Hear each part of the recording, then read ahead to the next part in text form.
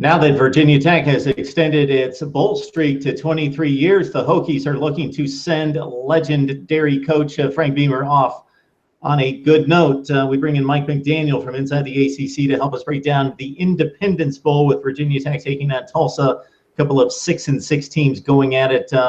Mike, as always, thanks so much for joining us. Your initial thoughts concerning Virginia Tech for a second consecutive year entering a bowl game at 500 and trying to finish with a winning note. Of course, they were able to accomplish that last year against Cincinnati. Right. Well, I guess it's fair to say that this game holds a little bit more weight considering what you just said. That's Frank Beamer's last game at Virginia Tech. I know all the players will be more excited, more amped up for this one than usual in a bowl game of this magnitude. That's to say that the Independence Bowl is obviously not what Virginia Tech had laid out for them at the beginning of the season. They had bigger aspirations than this, but the fact that this is Frank Beamer's last game at Virginia Tech is a big reason why the Hokies should come out motivated to play this game against Tulsa.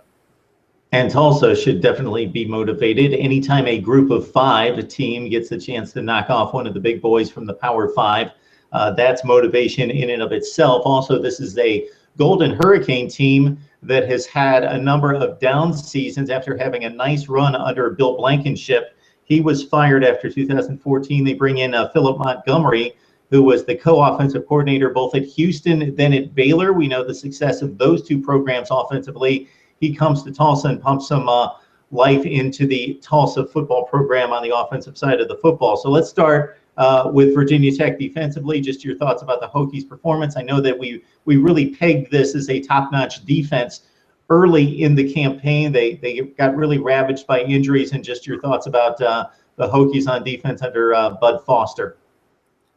Yeah, well, historically under Bud Foster, they've been a very good defense. And then this year, of course, losing All-American Kendall Fuller very early on in the year definitely did not help them in the secondary. But they were also dealing with some injuries up front on the defensive line. It was supposed to be one of the more talented defensive lines in the ACC. But they dealt with a lot of injuries, especially to some of their key pass rushers, and that hurt them, especially when you lose somebody like Kendall Fuller in the secondary. So the defense didn't really live up to the hype all season long for Virginia Tech, but they did improve as the season went on. They put up a very good showing against North Carolina, even though they lost that game at home in Frank Beamer's home finale at Lane Stadium. They at least showed some fight against a very good North Carolina offense. So there was some promise. I mean, Tech's defense did play well towards the end of the year, and they have been improving as they got a little bit healthier. But against an offensive attack like Tulsa, Virginia Tech will have to be coached up just as well as they've been in the past 15 or 20 years under Bud Foster.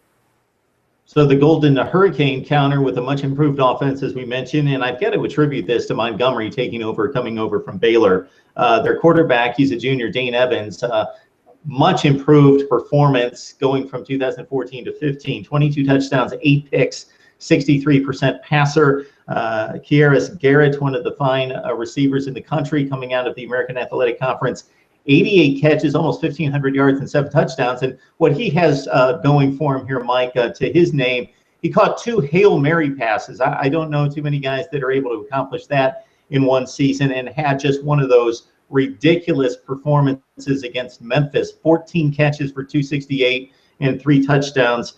They counter that in the backfield with some balance there with D'Angelo Brewer. He gained 732 yards and 4 touchdowns. And you talk about a short yardage back here, Mike. Zach Langer for Tulsa only carries for 3.7 per carry with 17 touchdowns. So I think from looking at the stats, we get an understanding of what his role is.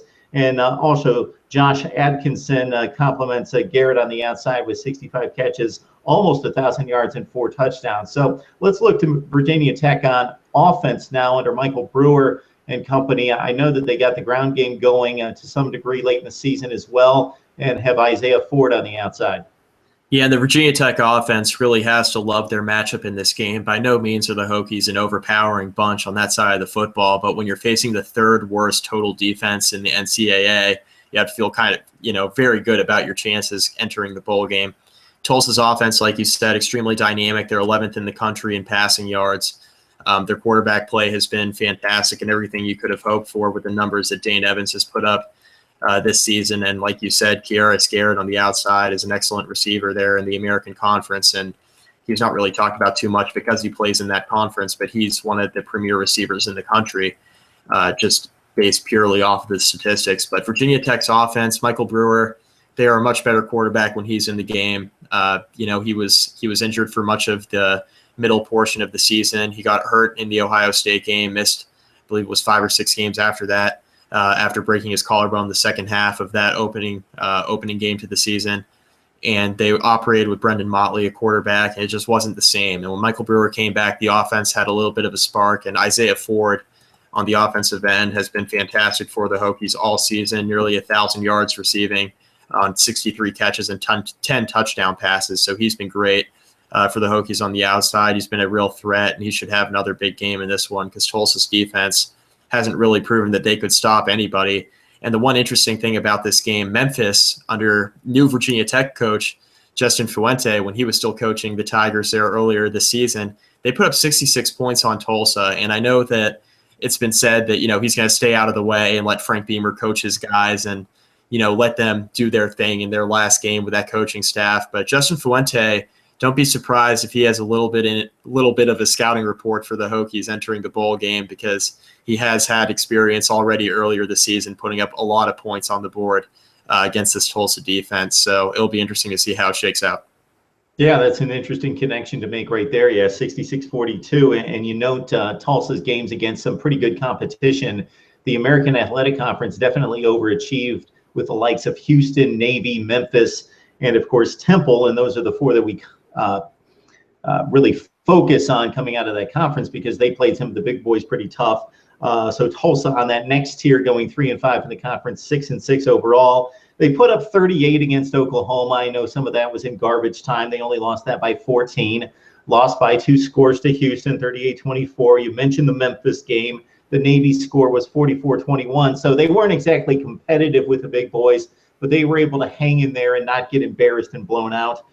Countering that Hokie offense, yeah, you mentioned the Golden Hurricane lacking in defense, but if guys are going to make plays for that Hurricane defense, you've got Michael Mado at linebacker, who comes up with 126 stops this year to lead the team.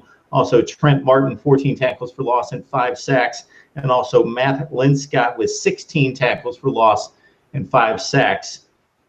Mike McDaniel joining us from inside the ACC to break us down on Virginia Tech and Tulsa, a couple 6-6 teams. Obviously, the Hokies have decided favorite coming out of the Power 5. So, Mike, anything else on this one?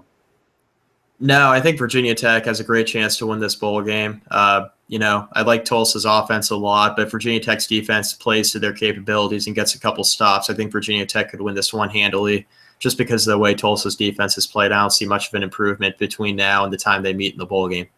All right, very good. It's the day after Christmas. It's the Camping World Independence Bowl there in beautiful Shreveport with Virginia Tech taking on Tulsa. Thanks a lot, Mike. All right, thanks, Mark.